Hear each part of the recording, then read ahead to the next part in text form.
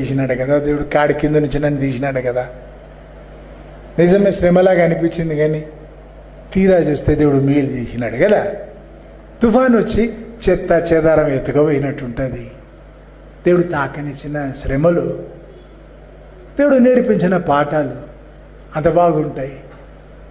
శ్రమ దేవుడు సెలవిచ్చింది నాకెంత మేలైంది అనేటట్టుంటాయి.